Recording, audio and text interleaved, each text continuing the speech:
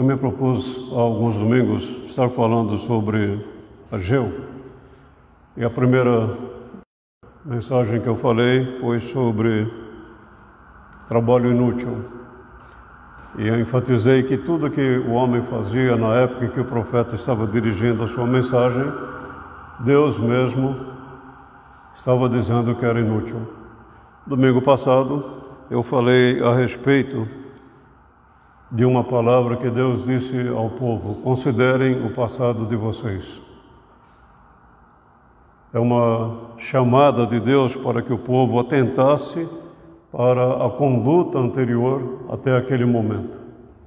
E hoje eu quero falar aos irmãos sobre Ageu 1, 12 a 15, e a reação do povo quando ouviu a mensagem do profeta Ageu.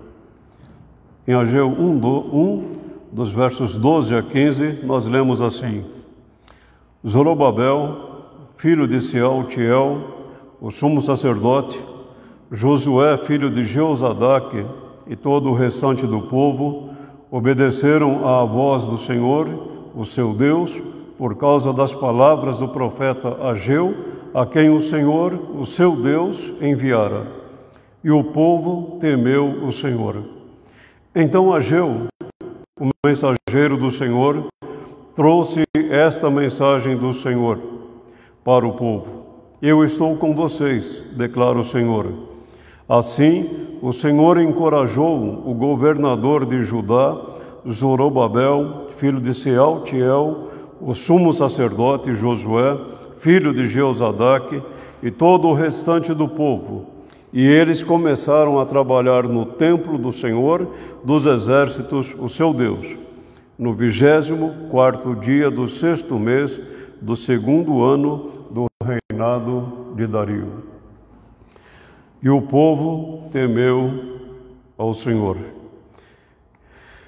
É muito importante para nós pensarmos no seguinte: não há neutralidade da nossa parte quando nós lemos a palavra de Deus. E quando eu digo não há neutralidade, é exatamente isto: ou você ouve, crê e pratica, ou você ouve, não crê e não pratica. Não há meio termo nisso.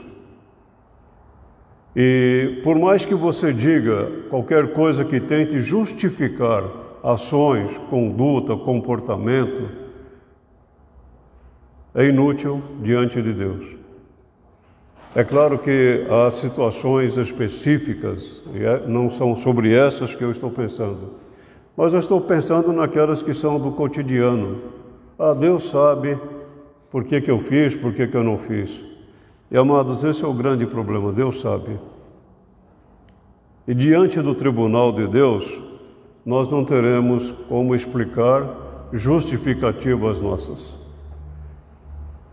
Quando o povo de Israel ouve a mensagem de Ageu, de Zacarias, e é uma mensagem dura, é uma mensagem de advertência, de condenação até mesmo, o povo não fica neutro.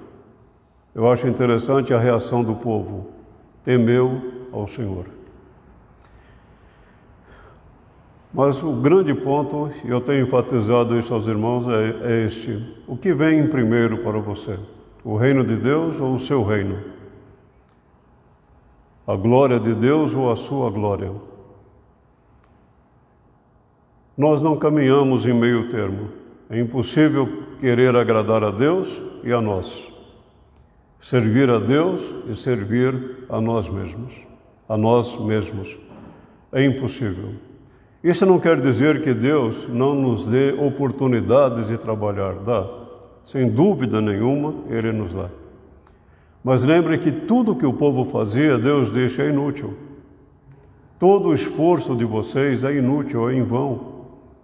E eu mesmo dissipei tudo o que vocês têm feito.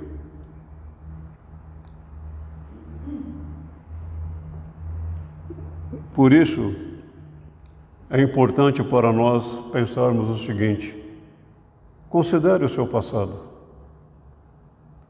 Responda a você mesmo com toda a sinceridade: O reino de Deus tem sido prioridade na sua vida? Todo trabalho tem um começo.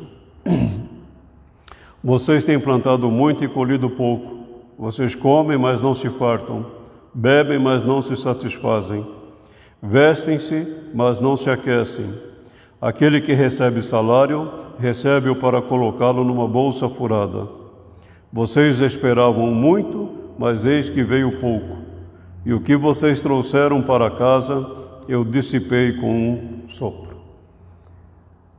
Lendo e relendo essa passagem esta semana por algumas vezes, cada vez que eu leio, confesso aos irmãos, eu fico como que constrangido diante do que Deus faz em nossa vida.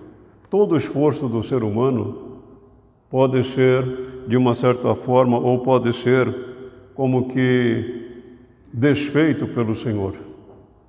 E eu quero tentar aqui com os irmãos o seguinte: Deus não estava falando ao mundo, Deus estava falando ao seu povo. Deus não estava falando a uma sociedade pagã, uma sociedade que não tem o temor dele. Deus estava falando para o seu povo, como Deus fala conosco hoje. E tudo que o povo fazia redundava em nada. E por que eu fiz? Pergunta o Senhor dos Exércitos. Por causa do meu templo, que ainda está destruído. Enquanto cada um de vocês se ocupa com a sua própria casa, por isso, por causa de vocês, o céu reteve o orvalho e a terra deixou de dar o seu fruto. Nos campos e nos montes provoquei uma seca que atingiu o trigo, o vinho, o azeite e tudo mais que a terra produz, e também os homens e o gado. O trabalho de vocês foi prejudicado. Deus fez uma pergunta ao povo: e por que eu fiz? E Deus responde também: por causa de vocês. E Deus ainda diz que foi Ele quem fez com que nada produzisse na vida da nação, do povo. Qual a razão? Vocês estão morando em casas luxuosas, casas de fino acabamento, e o problema não eram as casas, mas era o que o povo estava fazendo com o Senhor. O povo estava tão somente preocupado com ele mesmo, mas não com Deus, não com o reino de Deus. Inclusive, para construir suas casas de fino acabamento, o povo estava usando o material que deveria ser usado no templo, tirando de Deus o que é dele. Então o povo tem uma tomada de posição interessante. E eu quero aqui ressaltar aos irmãos algo que chama muito a minha atenção.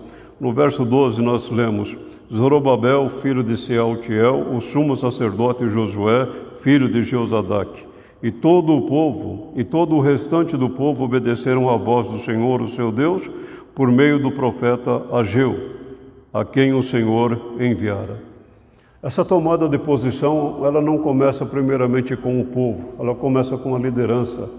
E é interessante quando Ageu cita aqui primeiramente Zorobabel, filho de Sealtiel, o sumo sacerdote Josué, filho de Jeozadaque.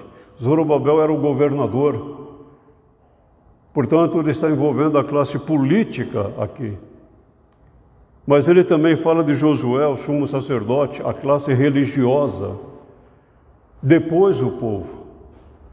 Enquanto a liderança não tomar uma posição, enquanto a liderança não chamar a si a responsabilidade de conduzir o povo, ser exemplo, modelo para o povo não fará aquilo que deve ser feito.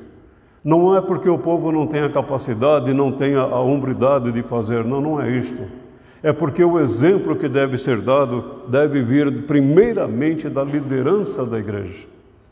Os políticos, os sumos sacerdotes ou a classe religiosa.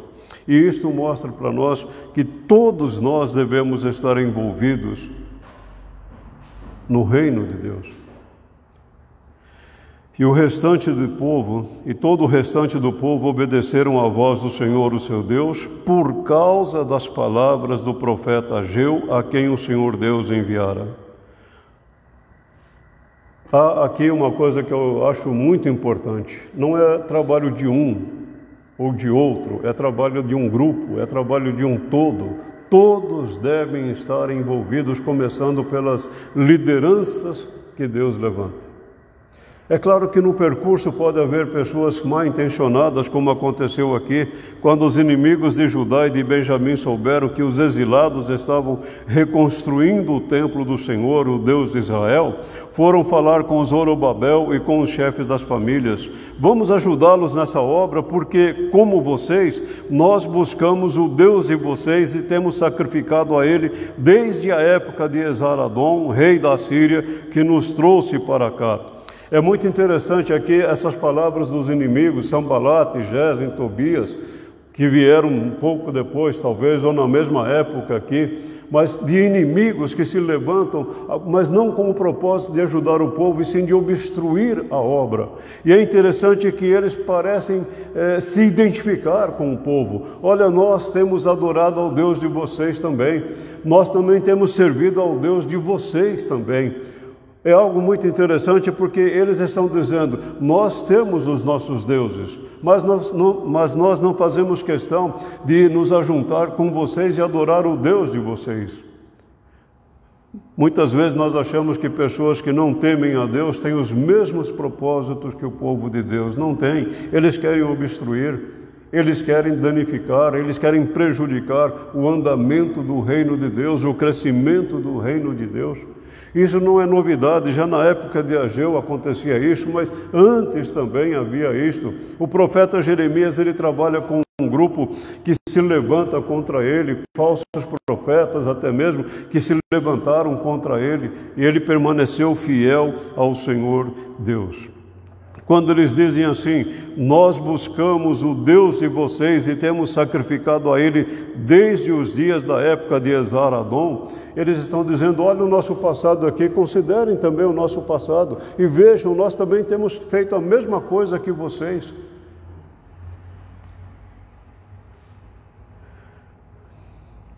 A resposta que Josué, sumo sacerdote, Zorobabel, dão ao povo e, aos inimigos é muito curiosa. Não compete a vocês a reconstrução do templo do nosso Deus. Somente nós o construiremos para o Senhor, o Deus de Israel, conforme Ciro, rei da Pérsia, nos ordenou. Olha para essas palavras desses homens de Deus. Não compete a vocês o trabalho que Deus nos deu a realizar, a reconstrução do templo. A construção do templo é um trabalho nosso, é um trabalho que Deus confiou a nós, não a vocês. Vocês não têm parte nisto, vocês não têm nenhuma responsabilidade com isso. E a ação dos inimigos, ela é tão curiosa que ela é agradável às pessoas menos experientes ou pessoas que acham que não há nenhum problema nesse sentido. Mas os amigos mostram realmente a intenção deles quando o pedido é rejeitado. Nós lemos assim na palavra de Deus, então a gente da região começou a desanimar o povo de Judá e a atemorizá-lo para que não continuasse a construção. Pagaram alguns funcionários para que se opusessem ao povo e frustrassem o seu plano. E fizeram isso durante todo o reinado de Ciro até o reinado de Dario, reis da Pérsia. Atentem para essa atitude dos, entre aspas, amigos, que se ofereceram para ajudar na construção do muro. Quando eles tiveram o pedido deles rejeitado, eles então manifestaram de fato a intenção deles, subornaram funcionários, desanimaram o povo, incentivaram o povo a não participar do trabalho da construção do muro. Não eram amigos, eram inimigos, eram pessoas que estavam procurando o mal para o povo de Deus.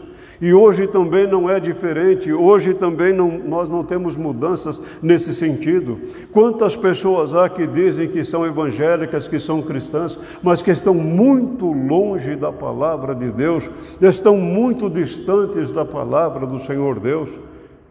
Quando eu leio o profeta Isaías, o capítulo 1, me chama muita atenção o seguinte: era um povo tremendamente religioso, um povo que apresentava sacrifícios a Deus, um povo que orava a Deus, mas Deus diz: eu não aceito os sacrifícios de vocês, as orações que vocês fazem me são abomináveis. Cessai de fazer o mal, aprendei a fazer o bem. Era um povo religioso, mas não era um povo que temia a Deus. Era um povo que subia ao templo, apenas isto e nada mais. Não tinha um coração na obra de Deus, no reino de Deus. Religiosidade não é a mesma coisa que conversão a Deus. Religiosidade não é a mesma coisa que subir ao templo apenas e tão somente. É preciso uma vida dedicada ao reino de Deus, consagrada ao reino de Deus. E essa oposição não foi algo temporário, foi algo que durou alguns anos, cerca de 20 anos mais ou menos, o povo se opondo, o templo parado, e o povo de Israel então agora usando o material do templo para construir as suas casas. Deus não abençoa um trabalho dessa forma, quando não há corações firmados nele, consagrados a ele, corações que não abrem mão do seu reino sob hipótese alguma. Não é possível nós andarmos com o Senhor Deus, mas tendo o nosso coração atrelado àquilo que nos afasta do Senhor Deus. O que motivou o povo ao trabalho? Duas coisas simples, mas interessantes. Primeiro foi o decreto real. Tendo recebido o decreto do rei Dario, Tatenai, o governador do território situado a oeste do Eufrates, Setar-Bozenai e os companheiros dele o cumpriram plenamente. Houve um decreto para que a obra fosse parada. Dario mandou agora examinar tudo e chegou à conclusão de que lá nos arquivos do palácio do rei havia uma ordem que Ciro havia dado para que um templo de Israel fosse reconstruído. Então esses homens levam agora o decreto. Então não haveria mais nenhum impedimento político que poderia impedir a construção do templo. E Dario não apenas fez isto, o decreto, mas ele também deu ao povo tudo o que era necessário para a construção do templo. É Deus levantando pessoas ímpias, pessoas que não têm o temor a Ele, mas para fazer a obra dEle, a obra que Ele levantou, ordenou que fosse feita. Mas também as mensagens dos profetas Ageu e Zacarias. Dessa maneira, os líderes dos judeus continuaram a construir e a prosperar, encorajados pela pregação dos profetas Ageu e Zacarias, descendente de Ido. Esses dois profetas foram pós-exílicos, homens que viveram no cativeiro, homens que voltaram para a terra de Israel, homens que não conheceram a glória do primeiro templo, mas homens que eram tementes a Deus, homens que eram fiéis ao Senhor Deus, e a mensagem desses homens fez com que o povo voltasse para o Senhor, o povo arrependido voltasse para o Senhor. Em resumo, a mensagem de Ageu é a seguinte: vocês estão preocupados apenas com vocês, enquanto o templo de Deus continua em ruínas, abandonado. É interessante, aqui não há nenhuma mensagem de prosperidade, não há nenhuma mensagem para afagar o ego de uma pessoa, há uma mensagem de confronto com as pessoas. Vocês estão em pecado, vocês estão andando contra o Senhor Deus. Por isso Deus faz com que tudo o que vocês fazem seja inútil. O trabalho de vocês é inútil por causa disso. Vocês estão preocupados apenas com vocês mesmos. A mensagem de Zacarias, ela é um pouco mais dura ainda. Ela foi de repreensão por um lado e incentivo por outro. Um tratado para tempos difíceis. O profeta censurou a comunidade pós-exílica por ter perpetuado os maus caminhos e atos dos seus ancestrais. O povo era culpado das mesmas violações da aliança que enviaram a geração anterior ao exílio. Zacarias, quando você lê o livro do profeta Zacarias, deixe de lado um pouco o aspecto escatológico do livro e olhe para a mensagem do povo, para aquela geração, mas para nós também hoje. Zacarias está dizendo ao povo: sabe por que nós fomos levados para o exílio? Por causa da conduta de vocês, que tem sido a mesma conduta.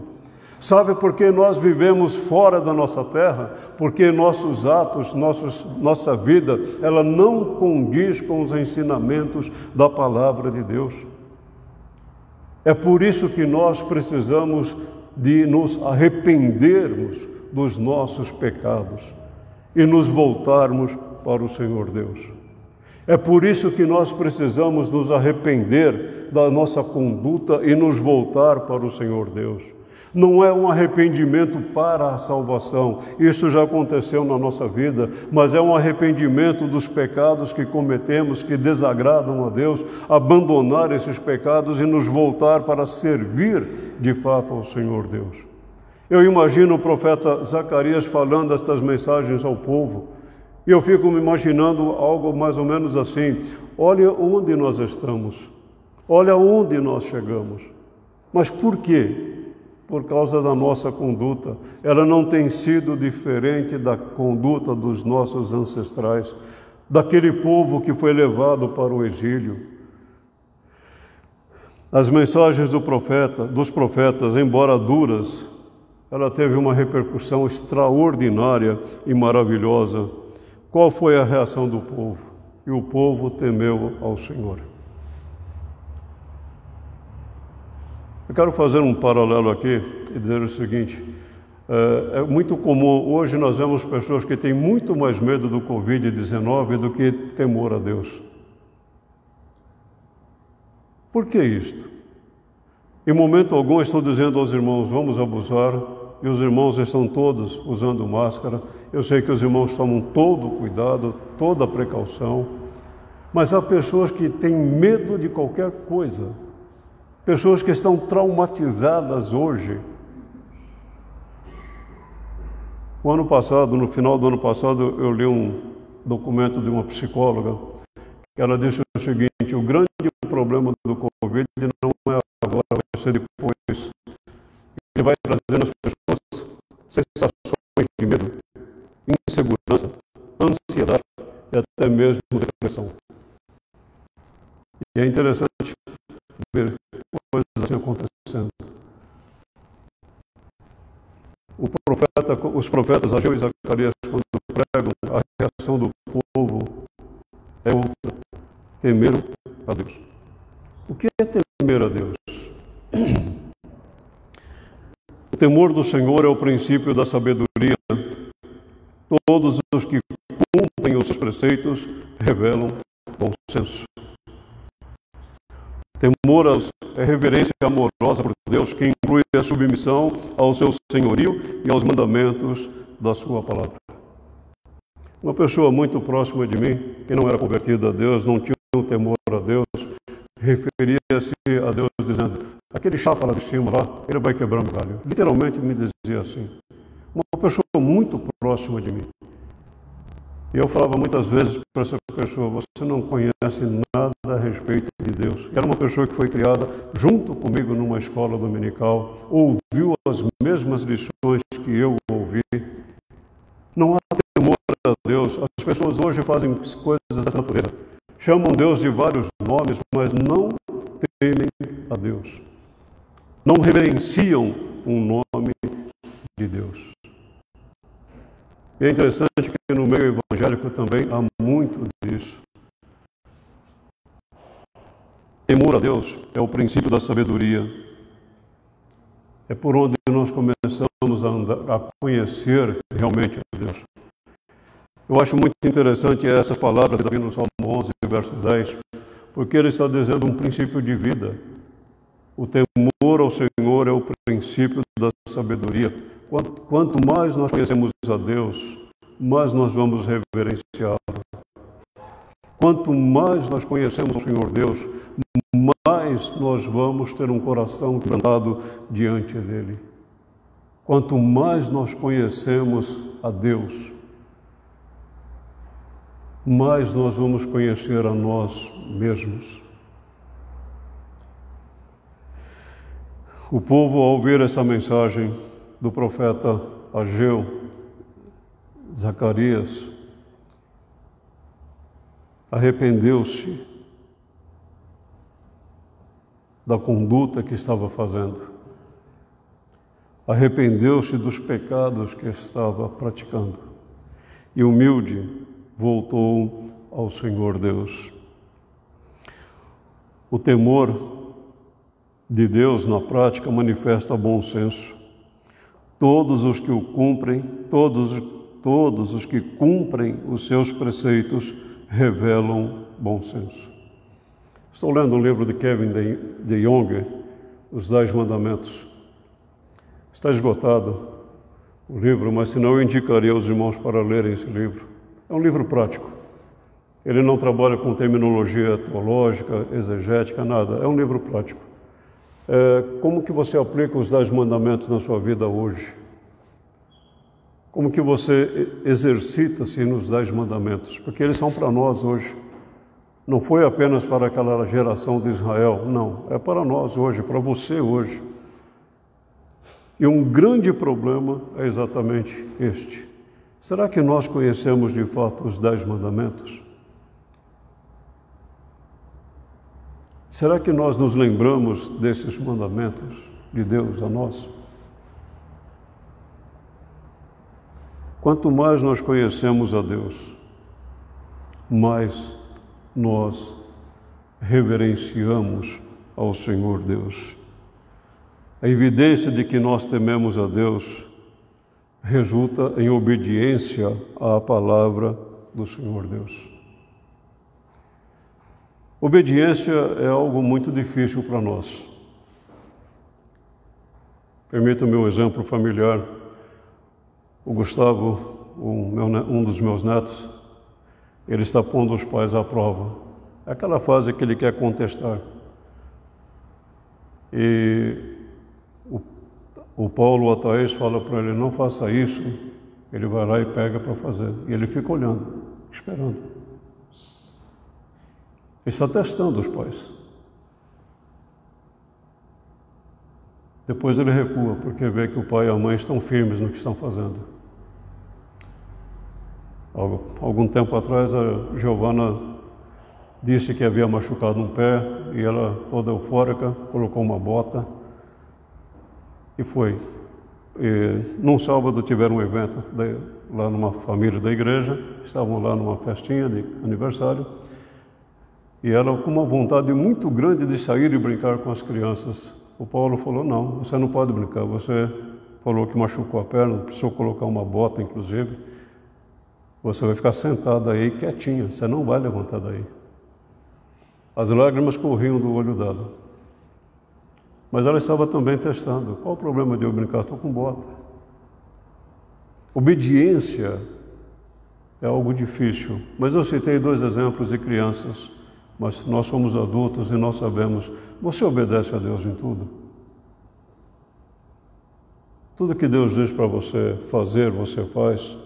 Tudo que Deus diz para você não fazer, você não faz.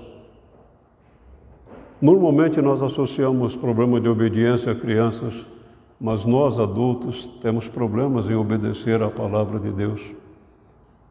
Nós colocamos as nossas prioridades acima de qualquer outra coisa. O que nós queremos é muito mais importante do que aquilo que Deus quer de nós. Por isso que a obediência é fundamental para nós.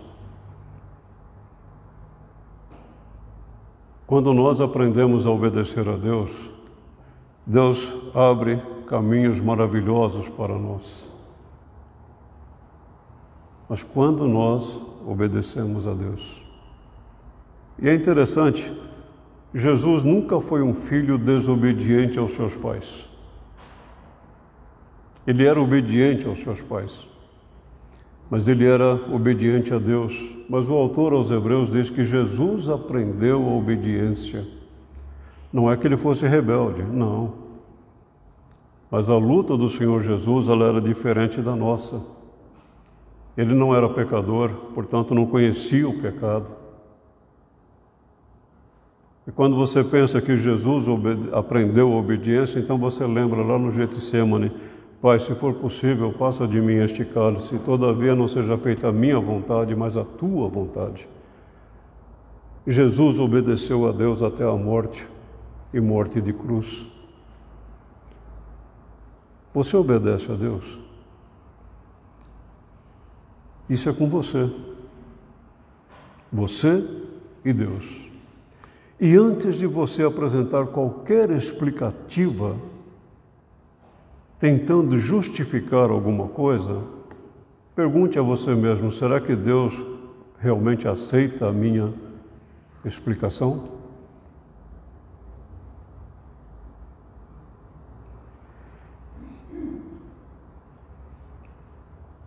E todo o restante do povo obedeceram à voz do Senhor, o seu Deus, por causa das palavras do profeta Ageu. Obedecer a Deus é muito importante. Permitam-me uma ilustração da seguinte maneira: nós precisamos tomar cuidado em nossas orações, porque às vezes nós falamos a Deus alguma coisa, mas nós não cumprimos. Deixe-me dar um exemplo do que eu quero dizer. Senhor, santifica a minha vida. Mas eu não busco a santificação. Senhor, dá-me conhecimento da Tua palavra, mas eu não busco esse conhecimento.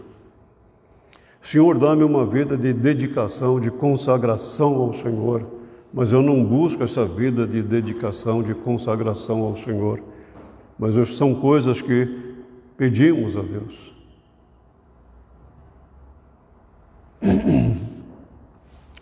Obedecer a Deus revela realmente o temor a Deus, revela realmente reverência para com o nome de Deus.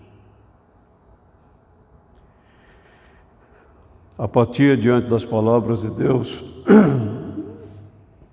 é evidência de ateísmo na prática.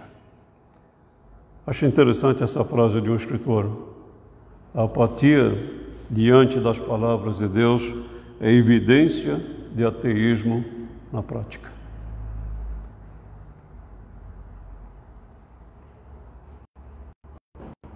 Deus não abençoou o trabalho do povo até aquele momento ali. Apesar de todo o esforço do povo, apesar de toda a dedicação do povo, Deus desbaratou tudo. E por quê? Por causa de vocês. Mas é interessante o que Deus diz. Assim o Senhor encorajou o governador de Judá, Zorobabel, filho de Sealtiel, o sumo sacerdote Josué, filho de Jeozadaque, e todo o restante do povo, de modo que eles começaram a trabalhar no templo do Senhor, o seu Deus.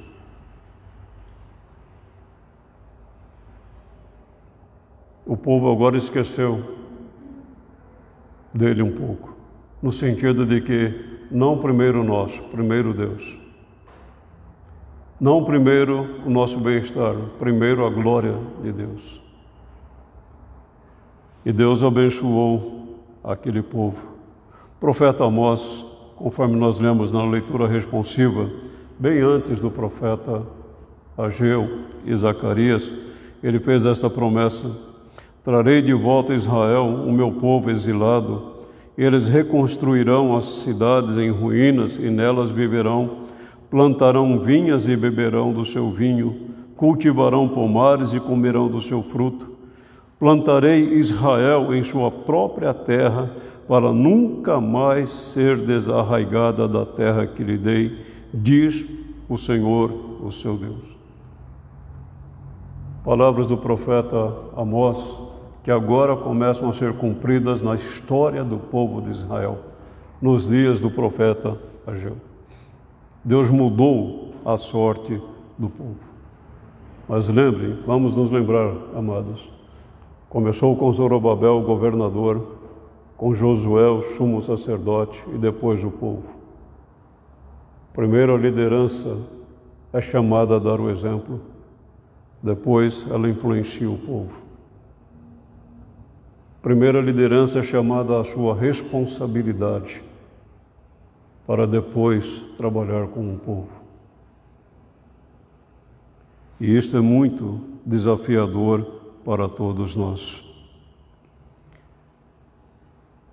E o profeta Ageu termina com uma promessa simplesmente maravilhosa e extraordinária, que ele abençoaria o povo, que ele derramaria chuvas de bênçãos sobre o povo e que a nação seria ricamente abençoada por ele. Todo aquele que é de Deus ouve a palavra de Deus. Sexta-feira eu estava fazendo uma leitura devocional no livro de Números e Deus, aliás, um rei, ele contrata Balaão para amaldiçoar o povo de Israel. É interessante que quando a gente lê o relato ali em Números, dá a impressão que Balaão é um servo fiel, temente a Deus, um homem que amava a Deus, mas Judas o chama de um homem cobiçoso. E pela leitura mais cuidadosa percebe que realmente ele estava ali, não era para fazer a vontade de Deus no sentido de que ele queria fazer, mas que ele queria receber do rei Balaque todos os benefícios possíveis. A antiga teologia da prosperidade, que é tão comum hoje também, não muda nada. Mas Deus não permitiu que Balaão amaldiçoasse o povo. E no relato há um momento interessante. Animal não fala, mas a mula de Balaão falou. Deus fez com que a mula de Balaão falasse, conversasse, dialogasse, abrisse os olhos, inclusive, de Balaão. É possível? É. Deus fez isto. O que eu quero dizer é algo. Se Deus promete abençoar, Ele abençoa, mesmo que os ímpios se levantem contra, Deus abençoa, porque Ele prometeu. Não espere uma mula falar hoje, não. Apenas obedeça a palavra de Deus. Ouvir e obedecer andam juntos. E todo trabalho tem um começo. Uma das coisas que eu mais acho bonito numa construção é esta. Hoje nós podemos ver o nosso templo aqui, aconchegante, majestoso, mas nós não vimos o alicerce ser aberto, o primeiro tijolo do alicerce ser colocado, mas assim como ele teve um começo, ele teve um fim. Homens trabalharam para isto. Vamos pensar em termos de vida espiritual do reino de Deus. Todo trabalho tem um começo, mas ele também terá um fim. Nós estamos construindo o reino de Deus, mas é preciso que todos nós estejamos envolvidos nesse trabalho. Ouvir e obedecer, aliás, ouvir e não obedecer, é ateísmo na prática. O povo de Deus, naquela época dos profetas Ageu e Zacarias, ouviram a mensagem, se arrependeram e chamaram a si a responsabilidade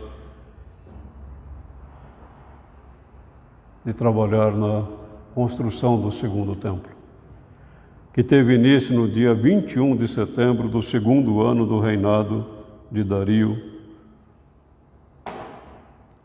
E eles terminaram depois o templo. Se nós não nos colocarmos nas mãos de Deus, se nós não formos fiéis ao Senhor, se nós não obedecermos ao Senhor, se nós não temermos ao Senhor, podemos fazer tudo o que for possível, mas será em vão. para que não seja inútil, vamos fazê-lo com todo o coração, com toda a dedicação, com todo o amor e com toda a gratidão. E assim Deus nos abençoará, Deus nos fortalecerá e Deus nos conduzirá a muitas vitórias, para a glória de Deus, nosso Pai. No próximo domingo, eu quero falar sobre os versos, capítulo 2, versos 1 a 4. Eu quero enfatizar esta ideia: coragem, meu povo. Peço aos irmãos que orem por mim, para que Deus me dê sabedoria para não apenas preparar, mas também poder transmitir a mensagem da palavra do Senhor.